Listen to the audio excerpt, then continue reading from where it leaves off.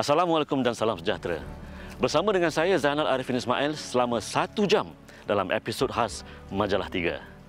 Ini ialah kediaman rasmi Perdana Menteri Malaysia kedua Tun Abdul Razak di Pekan Pahang, dan ini adalah kediaman rasmi Perdana Menteri Malaysia ke-6 yang juga anak sulung beliau, Datuk Seri Najib Tun Razak, mewarisi legasi kepimpinan ayahandanya.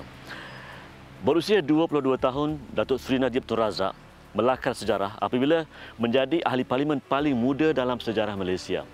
Kini genaplah 40 tahun beliau memimpin sama ada dalam bidang politik, pentadbiran negeri maupun negara. Episod khas Majalah 3 ini akan mengimbau pendakian, liku-liku dan cabaran yang dihadapi oleh anak kelahiran Pahang ini selama 4 dekad beliau berkhidmat kepada rakyat dan negara. Teruskan bersama Majalah 3 hingga ke akhir rancangan.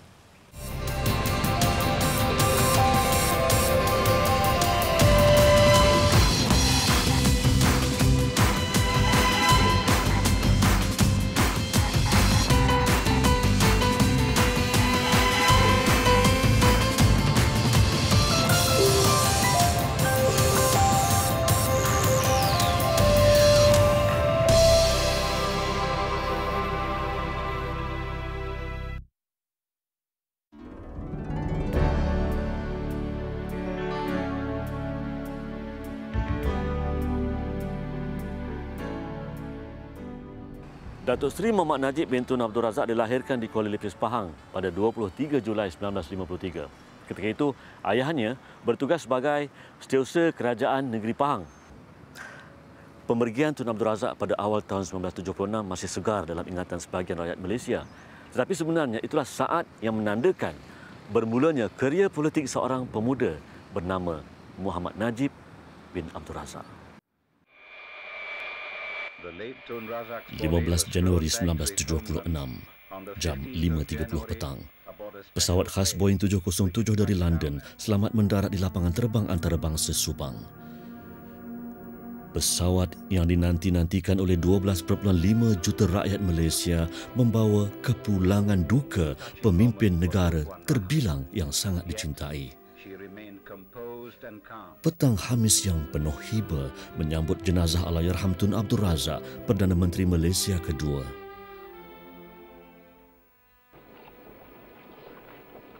Allahyarham menghembuskan nafas terakhirnya pada 14 Januari 1976 pada usia 54 tahun setelah 3 minggu menjalani rawatan penyakit leukemia di London.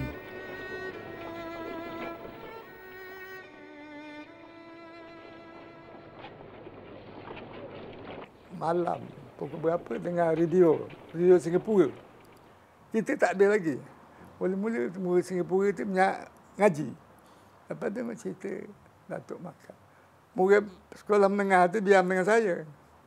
Tak tahu. Dia beritahu Tuan Najib Tun Razak meninggal. Saya marah ke dia. Mana? Saya marah ke dia. Saya tak percaya.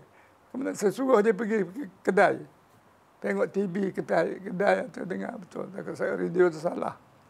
Kemudian baru dia balik, dia kata betul. Bila dengar dalam hati tu, saya panggil rumah saya, kita pergi.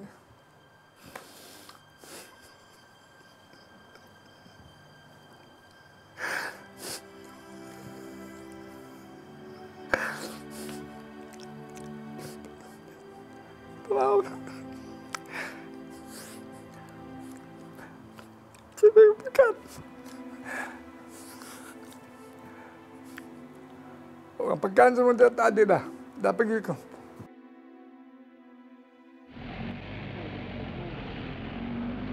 Pemergian yang mengejutkan kerana ketika Allahyarham berperang melawat penyakit leukemia, hanya doktor peribadinya sahaja yang mengetahuinya. Saya sungguh macam orang kata sedih lah. Sedih sangat sebabnya saya sungguh bekerja ni tu, saya jaga peribadi dia, jaga kesihatan dia kalau saya di luar negara. Jadi saya lah terpaksa jaga Tun Razak, menjaga ubat dia, apa makan minum dia, pakaian dia gitu. Jadi bila dah perkara ni terjadi, terasalah macam bapa saya yang meninggal.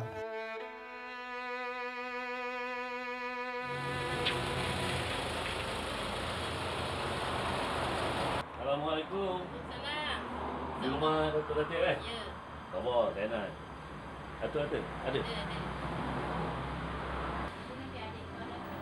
Majalah 3 Ketemerloh Pahang bertemu dengan insan yang pernah berjuang bersama Allahyarham Tun. Datuk Haji Abdul Latif Kantan kini berusia 93 tahun. Mula membabitkan diri dalam politik pada tahun 1945, beliau adalah setiausaha UMNO bahagian Pekan ketika Allahyarham Tun Razak menjadi Perdana Menteri kedua.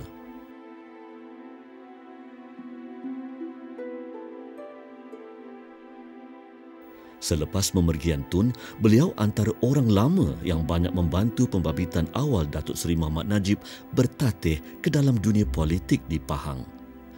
Banyak cabaran yang dilalui bagi membuktikan bahawa pemuda berusia 22 tahun yang tiada pengalaman dalam bidang politik mampu menggantikan tempat ayahandanya sebagai pemimpin.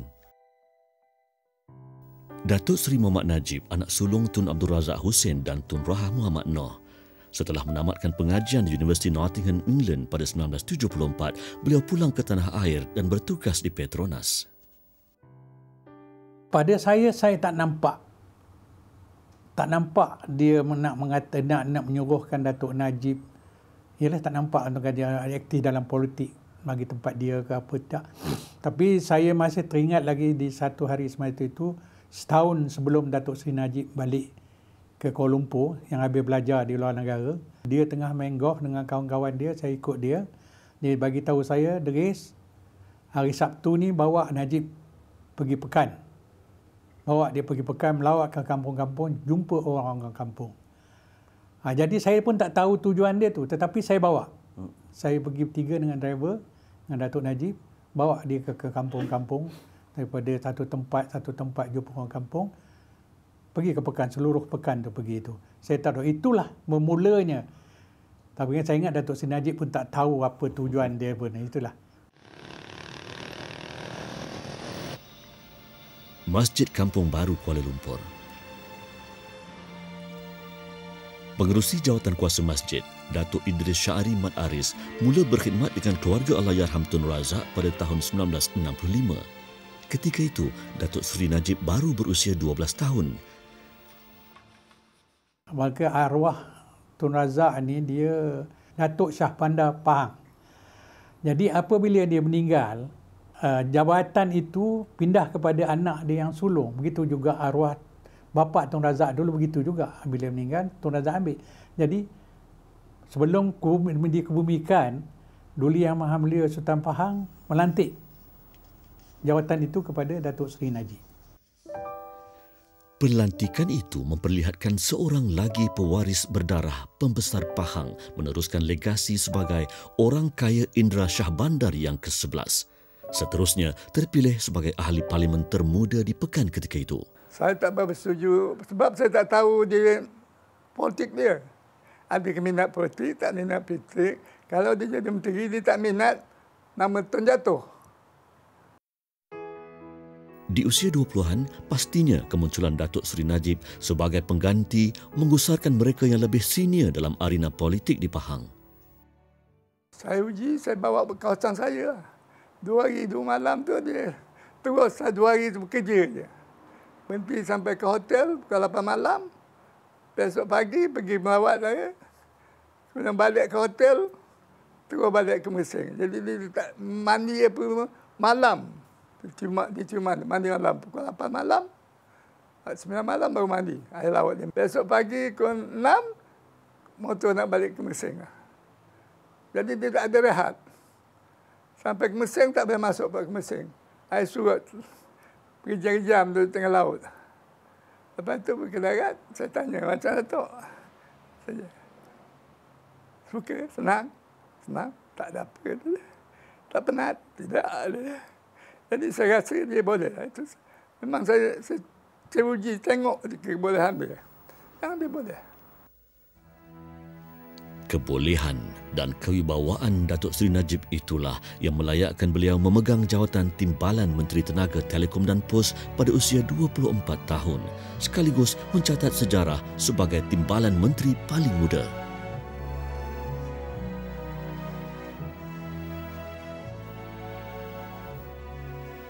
Pekan Pahang. Kampung Kalong, Pekan. Kami bertemu dengan Haji Abdul Majid Muhammad atau lebih dikenali sebagai Cikgu Majid.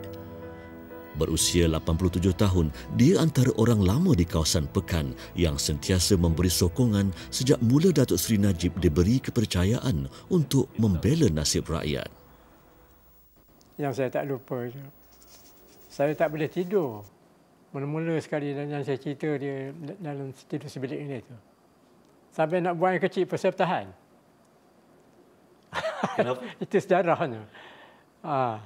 Kenapa? Bimbang dia orang, mana dia pernah masuk kampung. Orang kampung masa itu, bila kata anak Tun Razak dia, orang kampung memang, orang tak pernah tengok kan, keluar.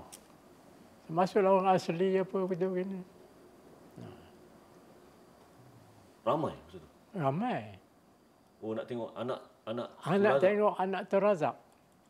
Datuk Seri Najib memang dia bahasa Melayu dia kurang sikit. Bukan tak boleh bercakap, boleh. Tetapi kurang sikit. Masa itu dia nak merasmikan yang pertama mesyuarat PIBG, Mesyuarat Agung PIBG di sekolah dari Pekan tu. Jadi saya dengarlah mula dia nak berucap tu. Jadi bila dia berucap tu, saya termasuk malu. Saya masuk dalam kereta. Jadi driver tanya, apa pasal? Tak ada. Tak boleh dengar dia bercakap. Itulah mulanya. Tetapi Alhamdulillah, dia tahu dia punya kelemahan tu. Apabila balik Kuala Lumpur, dia mulai belajar bahasa Malaysia balik dan belajar baca Jawi. Seorang profesor daripada universiti mengajar dia lah. Seminggu 2 kali begitu. Alhamdulillah, sampailah dia fasih dan begitu juga sampai sudahnya dia pun boleh membaca Jawi. Berdiri di atas landasan perjuangan yang sama dalam UMNO, Cikgu Majid sehingga kini masih setia berkhidmat demi parti.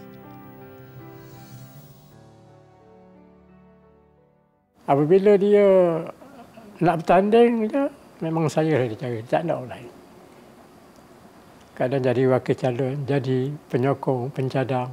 Tiap kali dia bertanding. Sehingga sampai hari ini. Di sinilah segala-galanya bermula. Bilik gerakan UMNO ini menjadi saksi kepada perjuangan di bawah pimpinan Tun Razak dan kemudiannya Najib dekad demi dekad. Biarpun bilik gerakan lama ini sudah bertukar wajah menjadi sebuah pejabat, di sini tersimpan 1001 kenangan setiap kali berlangsungnya pilihan raya. Cikgu Majid, orang yang dipercayai Datuk Seri Najib untuk menjaga bilik sulit ini ketika itu. Pada tahun 1982, Datuk Seri Najib Razak memenangi pilihan raya umum di Bandar Pekan dan kemudian dia diangkat menjadi Menteri Besar Pahang sehingga tahun 1986.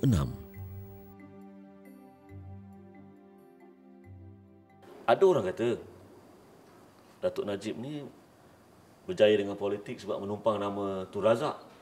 Tidak. Bukan kerana itu. Sebab ketokohan dia itu. Memang susah nak maju ke Pahang pada masa itu. Dan Pahang pun duit tak ada masa itu. Tak maju, tak nak maju, tak ada duit lah. Jadi susah. Jadi dia ambil alih dari Tun Najib. Nampaknya ada pembangunan Pahang. Jadi boleh dia maju ke Pahang. Pada usia 29 tahun, Datuk Seri Najib menjadi Menteri Besar Pahang yang ke-12.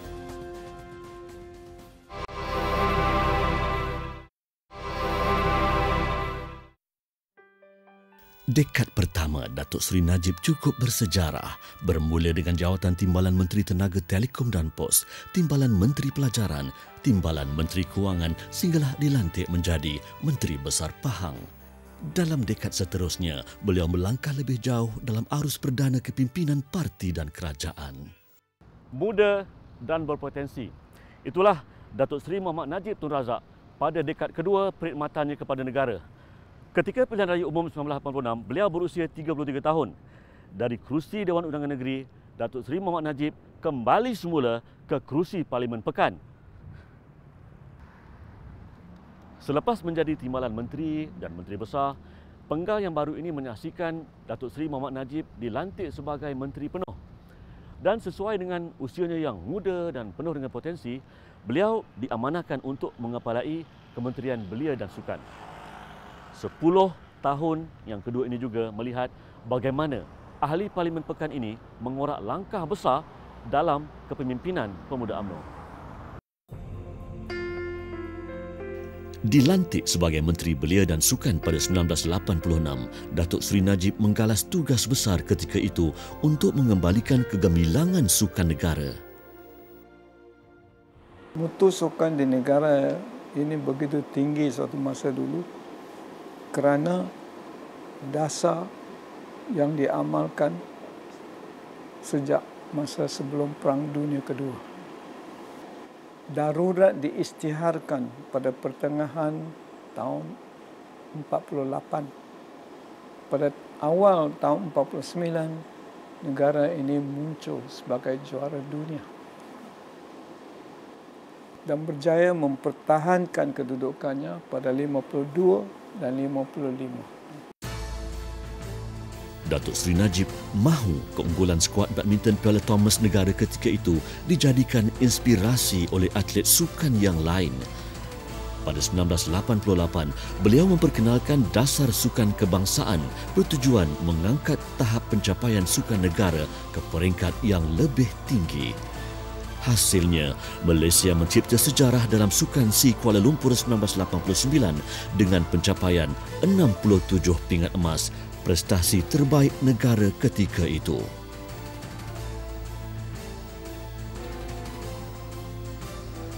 Sukan cukup dekat di hati Datuk Seri Najib. Meskipun telah melepaskan portfolio Menteri Belia dan Sukan lebih 2 dekad lalu, komitmen beliau kepada sukan cukup dikagumi. Lebih-lebih lagi, setelah menjadi pemimpin nombor 1 negara, sokongan beliau menjadi inspirasi untuk mencipta kejayaan demi kejayaan.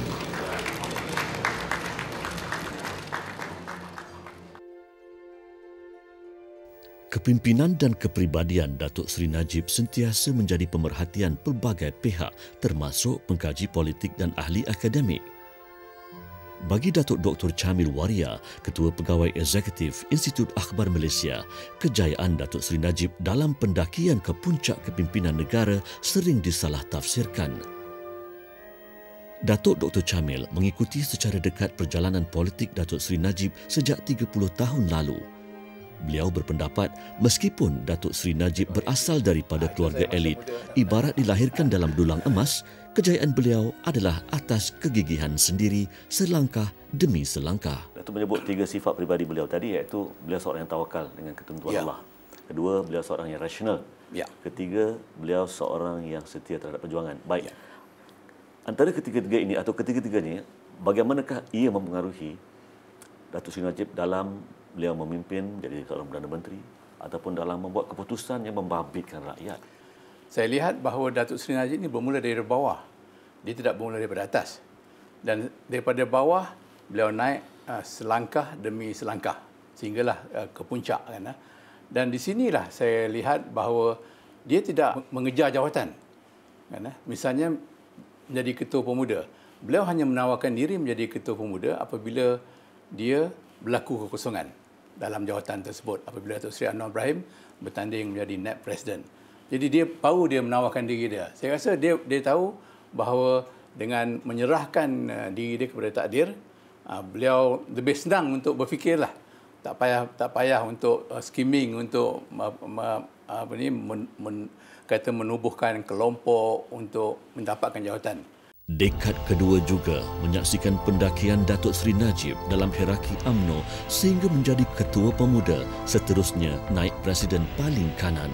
Beliau juga seorang yang cukup setia kepada kepimpinan tertinggi parti. Kesetiaanlah yang membentuk UMNO begitu kuat daripada dulu sampai sekarang. Kesetiaan kepada kepimpinan dan perjuangan.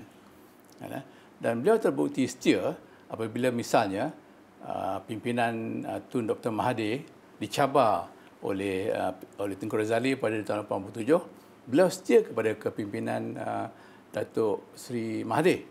Beliau boleh memilih untuk menyokong Tengku Razali, tapi beliau percaya bahawa waktu itu UMNO akan kuat bersama jika beliau bersama Tun Mahathir. Jadi kesetiaannya adalah kepada Tun Mahathir kerana beliau percaya Tun Mahathir boleh memperjuangkan kepentingan Melayu. Dalam pemilihan yang perlu beliau lakukan, beliau memilih untuk berada dengan pasukan di mana beliau perlu menunjukkan kesetiaan kepada pemimpin tersebut. Jadi kesetiaan itulah yang menjadi teras kekuatan kepada beliau, walaupun ramai menyatakan bahawa beliau menunggu sehingga ke saat akhir untuk membuat keputusan sama ada mahu menyokong tim A ataupun tim B pada peristiwa pemilihan 1987. Dalam banyak kenyataan yang telah beliau keluarkan, beliau katakan bahawa keputusan tidak dibuat di saat-saat akhir, tetapi keputusan dibuat berdasarkan kepada kesetiaan kepada pemimpin yang menerajui kerajaan ketika itu. Datuk Seri Najib tidak mengambil kesempatan di atas krisis dalaman UMNO untuk kepentingan peribadi.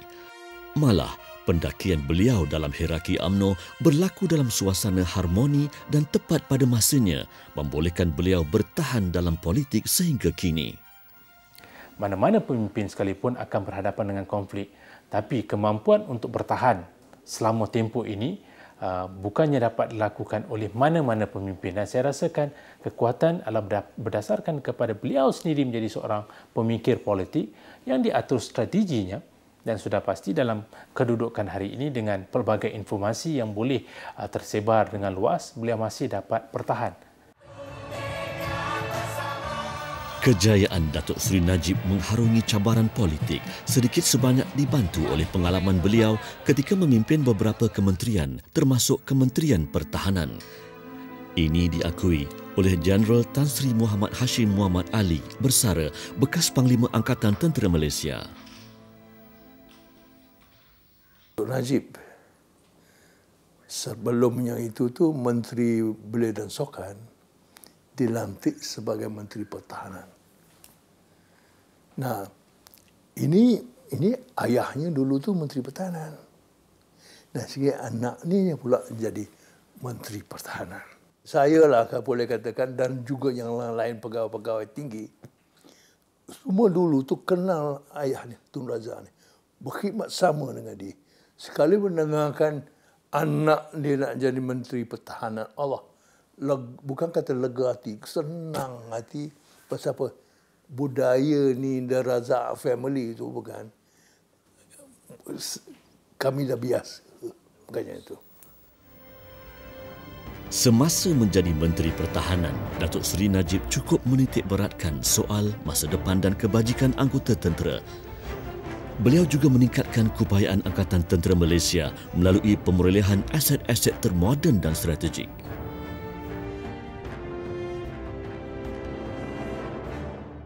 Budaya kami di dalam Angkatan Tentera itu memang nak katakan tetap gitu, iaitu we don't care who the leader is, but we always taat kepada dia, ikut. Saya tidak pernah sekali-sekali pun sebagai Panglima Angkatan Tentera tengok Najib marah ataupun angry lah kata orang, tak pernah. Kalau sesuatu yang dia tak senang hati itu, dia akan bagi tahu secara yang sopan kepada kita semua. Kadang-kadang secara seluruh ke. Itu dia. Kami sebagai panglima-panglima itu faham apa dia itu. Pada 1995, Datuk Seri Najib dilantik pula sebagai Menteri Pelajaran. Sistem pendidikan negara ketika itu melalui perubahan besar termasuk pengenalan Akta Pelajaran 1996. Sistem pendidikan bertaraf dunia diperkenalkan khususnya di peringkat universiti menerusi beberapa pendekatan baharu seperti program berkembar, franchise dan enrolment pelajar dari luar negara. Kita merasakan bahawa universiti awam ni tak boleh mengambil pelajaran termasa yang besar kerana kita mempunyai kota iaitu cuma membenarkan 5% sahaja universiti awam kita mengambil pelajar-pelajar luar negara pada peringkat ijazah pertama. Untuk mendapatkan lebih ramai pelajar asing ini, maka pihak swasta IPTS ini telah menawarkan pelbagai kursus yang berdaya saing. Bukan sahaja kursus itu ditawarkan oleh kolej atau universiti berkenaan, tetapi Datuk Seri juga telah memperkenalkan konsep 3.0, 2.1, 1.3 lah, macam-macam kombinasi supaya pelajar-pelajar ini mempunyai kemudahan. Di samping datang ke Malaysia, mereka juga boleh mengakhiri pengajian di negara luar. Kaedah ini agak kreatif. Pada dulunya banyak orang mengatakan kenapa kita adakan sistem sebegini. Nanti pelajar itu tak mantap, kita kata tak masak, tak mature kan. Tapi akhirnya banyak negara di rantau ini telah meniru konsep kita. Konsep twinning, konsep franchise. Jadi ini satu idea yang agak kreatif yang dilakukan oleh Yang Amat Berhormat Datuk Seri. Pada asalnya kita melihat dari segi isu ekonomi. Kerana masa itu isu gawat. Isu ramai parents yang tak boleh hantar anak-anak mereka keluar negara. Tetapi mereka ni nak degree daripada luar negara. Jadi satu inisiatif yang saya rasa yang agak baik ialah menggunakan konsep twinning inilah. Transformasi pendidikan yang diasaskan Datuk Seri Najib 2 dekad lalu menjadi pemangkin dalam melahirkan modal insan yang memenuhi aspirasi pembangunan negara untuk dekad-dekad mendatang.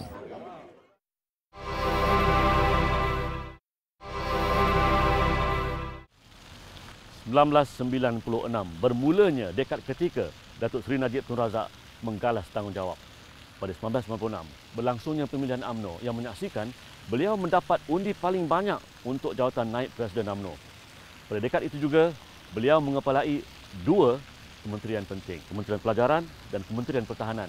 Dan pada 2004, beliau dilantik sebagai Timbalan Perdana Menteri oleh Perdana Menteri ketika itu, Tun Abdullah Ahmad Badawi. Dalam pemilihan Naib Presiden UMNO pada 1996 dan seterusnya pada tahun 2000, Datuk Seri Najib menang dengan menduduki tempat teratas. Beliau memasuki gelanggang politik ketika usia masih mentah 22 tahun. Datuk Seri Najib seterusnya mendaki hierarki UMNO secara berdikit-dikit selama 33 tahun sebelum menduduki kerusi nombor 1. Kejayaan beliau adalah hasil usaha sendiri, jauh sekali datang bergolek dengan menumpang nama dan legasi keluarga Tun Razak. Beliau masuk politik bermula di peringkat akar undi sebagai ahli parlimen di peringkat bahagian dalam UMNO. Kemudian beliau naik satu tangga dan seterusnya. Jadi kalau pimpinannya tidak diterima oleh rakyat di peringkat parlimen dan juga di peringkat parti dalam UMNO, dan jangan lupa Barisan Nasional. Jadi Barisan Nasional ini mewakili akar undi. Jadi itu sebab saya katakan mungkin dia lahir dalam dulang emas, tetapi sebagai pemimpin beliau lahir dalam kancah rakyat. Meskipun Datuk Seri Najib dilahirkan dalam keluarga ternama, beliau tidak kekok turun padang untuk menyelami denyut nadi rakyat. UMNO adalah parti rakyat yang ditubuhkan sebagai wadah perjuangan orang Melayu. Lantaran itu, beliau menginsafi betapa perjuangan asas inilah menjadi agenda setiap ahli parti di setiap pelosok negara. Beliau juga percaya UMNO akan terus berjaya jika ahlinya bersatu dan setia kepada kepimpinan. Sifat pribadi yang beliau bina selepas beliau memegang jawatan di dalam politik dan juga dalam kerajaan. Dan saya lihat di sini bahawa antara yang dibina ialah bagaimana beliau cuba memahami sistem politik Malaysia, menghormati institusi. Dan yang paling penting saya rasa ialah bila dia mendakap sesuatu, bisa menjadi ahli UMNO, yang difokuskan adalah kesetiaan terhadap perjuangan. Datuk Seri Najib juga diakui sebagai seorang pemimpin yang senantiasa bersikap tenang, budiman serta teliti dalam pertimbangan ketika menghadapi apa jua keadaan. Seorang yang rasional, dia tidak akan mudah melatah apabila berlaku masalah. Seorang yang rasional akan lebih percaya kepada angka-angka misalnya. Dan ini terbukti dalam ucapan-ucapan beliau di UMNO. Beliau banyak memberikan perangkaan untuk menyokong atau menyampaikan mesej kepada khalayak dia, itu para perwakilan. Ketika Datuk Seri Najib menjadi Menteri Pelajaran dari 1995 hingga 1999, beliau memperkenalkan Akta Pendidikan 1996. Menerusi akta ini, status quo kewujudan Sekolah Rendah Jenis Kebangsaan (SRJK) dan Sekolah Vernakular diperakukan.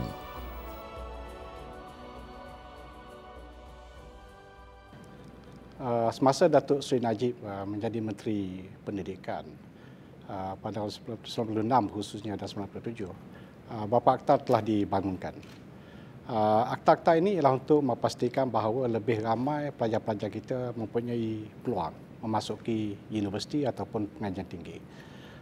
Khususnya Akta Pendidikan Tinggi Swasta, IPTS Act 555 ini memberi satu landscape baru dalam pendidikan tinggi, yang mana pihak swasta juga mampu menubuhkan institusi pendidikan. Dan dengan adanya institusi pendidikan ini, lebih ramai pelajar-pelajar kita yang boleh masuk universiti. Kalau dulunya bergantung pada universiti awam. Pendidikan teknikal dan vokasional turut diberi keutamaan demi mewujudkan modal insan berkemahiran tinggi untuk masa hadapan. Saya masih ingat apabila Yang Amat Berhormat minta kita kaji tentang sistem pendidikan di Jerman menggunakan konsep Fachhochschulen. Ini kita bawa untuk College Universiti Teknikal kita supaya mampu kita menghasilkan modal insan ataupun pekerja yang bukan untuk duduk di dalam ofis, tetapi untuk melakukan kerja dalam workshop, dalam apa sajalah yang dapat menyokong kepada keperluan teknikal di negara kita. Setelah berkecimpung dalam politik selama 28 tahun, Datuk Seri Najib melangkah setapak lagi menjadi orang nombor 2 dalam kerajaan. Peralihan kepimpinan yang menyaksikan pelantikan beliau sebagai timbalan Perdana Menteri berlaku secara teratur. Beliau adalah gandingan paling layak untuk memimpin negara bersama Perdana Menteri ketika itu, Tun Abdullah Ahmad Badawi. Ketika beliau dilantik menjadi timbalan Perdana Menteri pada tahun 2004, semua itu berlaku kerana Tun Abdullah Ahmad Badawi sudah menjadi Presiden Parti dan juga menjadi Perdana Menteri. Jadi sekaligus ruang itu terbuka kepada beliau untuk menggunakan platform jawatan ataupun portfolio itu untuk mengembangkan pendakian politik beliau. Jadi saya percaya dalam kedudukan itu beliau tidak pernah sama sekali memijak kaki sesiapa sekalipun untuk mendapatkan pangkat, jawatan ataupun kedudukan, tapi kesemua itu jatuh pada tempatnya berdasarkan kepada ruang yang terbuka dan juga pengalaman beliau itu saya rasakan sebagai seorang pemikir politik dengan sendirinya, sebagai seorang strategis dengan sendirinya. Mungkin itulah yang telah digunakan pakai dalam sifat berhati-hati beliau untuk memastikan itu sama sekali tidak akan menggugat populariti beliau sebagai seorang pemimpin. Rakyat memerlukan pemimpin. Begitulah sebaliknya, saling memerlukan antara satu sama lain. Agenda mendahulukan rakyat menjadi intipati kepimpinan Datuk Seri Najib dalam dekad seterusnya.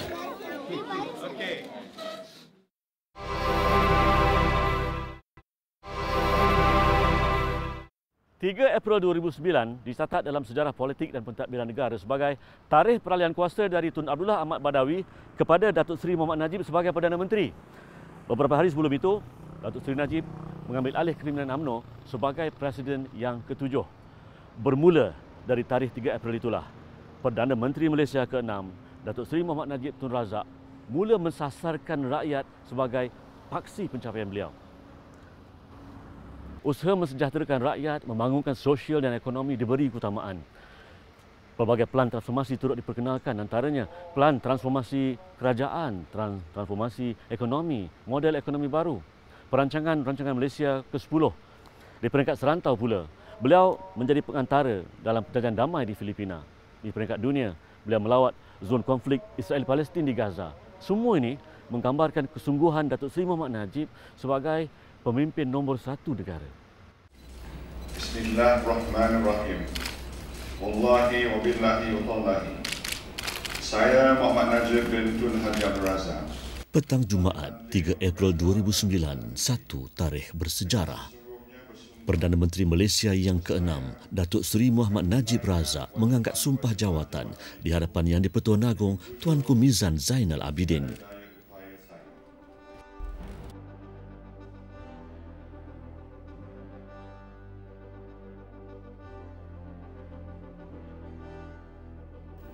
Majlis diakhiri dengan doa memohon restu agar negara terus aman, makmur dan progresif di bawah pentadbiran Perdana Menteri yang baharu. Setelah 33 tahun melalui pelbagai dugaan dan pengalaman, Datuk Seri Mohamad Najib Tun Razak kini berada pada jawatan nombor 1 di dalam UMNO dan kerajaan. Selain memegang jawatan Perdana Menteri, Datuk Seri Najib juga memikul tugas Menteri Kewangan. Portfolio ini telah disandang beliau sejak September 2008. Menunjukkan bahawa apa yang dilakukan oleh kerajaan ini ialah untuk memberi keselesaan pada rakyat di mana di bawah satu bumbung mereka boleh dapat pelbagai perkhidmatan. Dan pada pembentangan bajet saban tahun, pelbagai projek yang mensasarkan keselesaan rakyat terus diberi keutamaan. Umpamanya dalam bajet 2010, peruntukan untuk Klinik 1 Malaysia diumumkan Perdana Menteri. Hari ini, lebih 50 buah Klinik 1 Malaysia telah beroperasi di negara ini termasuk di pedalaman Sabah dan Sarawak. Pada peringkat global, terutama dalam isu kemanusiaan, suara Malaysia terus lantang. Setelah saban tahun Malaysia menyuarakan ketidakadilan yang menimpa rakyat Palestin, pada 2013, ketua kerajaannya membuat keputusan berani untuk melihat sendiri derita umat Islam di Gaza. Sumbangan yang telah dimainkan oleh Malaysia di bawah Datuk Seri Najib yang sebetulnya sangat besar. Termasuk juga kita mengambil langkah untuk mendekati dua puak Palestin yang bertelagah, Hamas dan juga Fatah di bawah PLO, yang sebelum ini kita tahu bahawa mereka mempunyai musuh yang sama, iaitu berdepan dengan Israel, tetapi malangnya mereka berpecah. Dan akibat daripada itu mereka sukar untuk melawan menghadapi musuh mereka yang telah merampas tanah mereka, membunuh rakyat mereka. Sebaliknya mereka terpaksa bertarung sesama sendiri. Tapi pendekatan Malaysia mengambil satu langkah untuk tidak memihak kepada mana-mana pihak ini, sama ada Hamas ataupun PLO, Fatah, tapi sebaliknya kita mengambil pendekatan berbaik-baik dengan kedua-dua pihak dan dalam masa yang sama menyeru supaya mereka ini dapat bekerjasama untuk kebaikan rakyat Palestin yang sudah 50 tahun lebih, sejak tahun 48 lagi berdepan dengan satu keadaan yang sangat-sangat menyayat hati. Biarpun dikritik oleh banyak media di Amerika Syarikat, lawatan ini cukup bermakna untuk seluruh rakyat Malaysia. Saya kira di sinilah terletaknya peranan yang telah dimainkan oleh Malaysia di bawah Datuk Seri Najib dalam menghadapi keadaan ini. Jadi saya kira ini satu perjuangan yang Malaysia patut teruskan. Selain daripada usaha-usaha Malaysia terlibat dalam memperdamaikan puak-puak yang bertelagah, misalnya dalam kes di Filipina, umpamanya minoriti Islam di Mindanao umpamanya telah kita ajak untuk menyelesaikan masalah yang mereka hadapi dengan kerajaan Filipina secara berunding, dan Malaysia menjadi broker. Malaysia menjadi broker pada perdamaian itu bagi membolehkan keamanan diwujudkan di wilayah bergolak tersebut di Mindanao, sehingga akhirnya orang Islam boleh kembali meneruskan kehidupan mereka secara normal. 2015, Malaysia mengambil alih tugas pengerusi ASEAN. 2015 juga, Kuala Lumpur berjaya menterjemahkan aspirasi komuniti ASEAN dan komuniti ekonomi ASEAN sekaligus menghapuskan kekangan perdagangan antara ahli. Melaksanakan cukai barang dan perkhidmatan, GST memerlukan keberanian politik. Walaupun menerima tentangan, Datuk Seri Najib yakin GST membolehkan kerajaan menghadapi ketidaktentuan ekonomi dunia pada masa ini. Cukai pendapatan maksimum dikurangkan.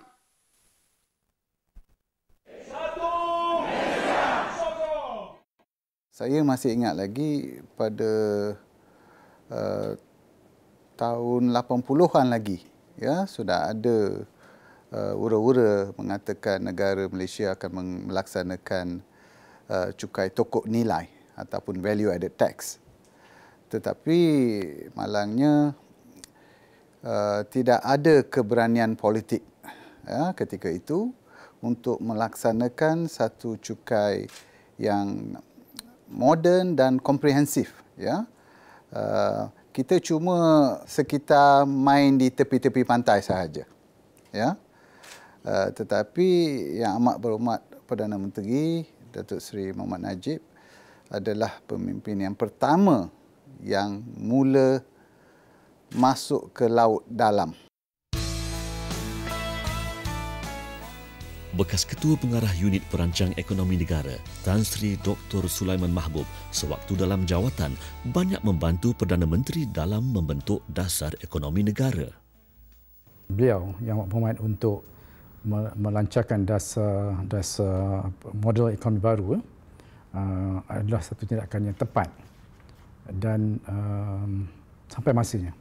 Kerana kita dah majukan negara, dengan usus yang sebelum ini kita lakukan misalnya pembangunan, infrastruktur, human capital dan sebagainya.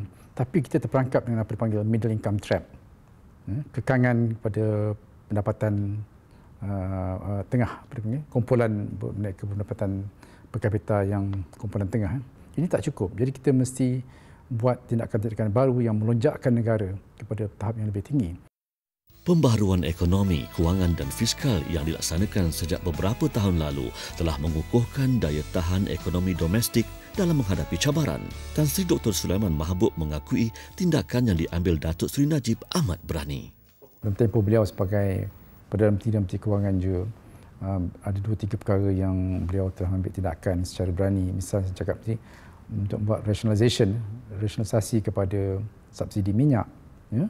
Itu perkara yang penting walaupun tak popular. Dan juga beliau juga telah melaksanakan GST, itu tindakan berani yang dulu kerajaan itu tunda. Yang baru ini beliau juga menandatangani TPPA. Ini pun satu tak popular, tapi kita terpaksa melaksanakan. Pasal kita negara berdagang, trading nation. Jumlah perdagangan lebih kurang 200% satu masa. Sekarang mungkin dah 170% daripada gross domestic product. Tapi kita pasal berdagang. Kerana berdagang itu memberikan market. Bila market berkembang, maknanya production boleh berkembang. Menjadi ketua kerajaan dalam sebuah negara yang berbilang kaum seperti Malaysia, satu tugas yang mencabar. Bahkan dalam ucapannya pada Perhimpunan Agung UMNO, Datuk Seri Najib sentiasa menegaskan bahawa pimpinan serta perjuangannya bukan hanya mewakili satu kaum sahaja. 我认为在这个独立将近60年，并由多个种族共同组成的国家里，全民的团结呢是最重要的基础。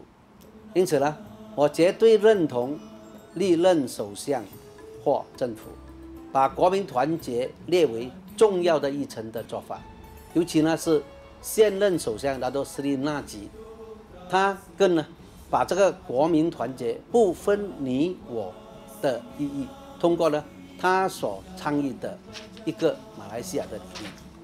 我希望首相呢能够继续秉承和坚持一个马来西亚的中庸治国的理念，他呢是促进全民团结、亲善、和谐的治国方案，绝对适合在多元国情的马来西亚的全面落实和执行。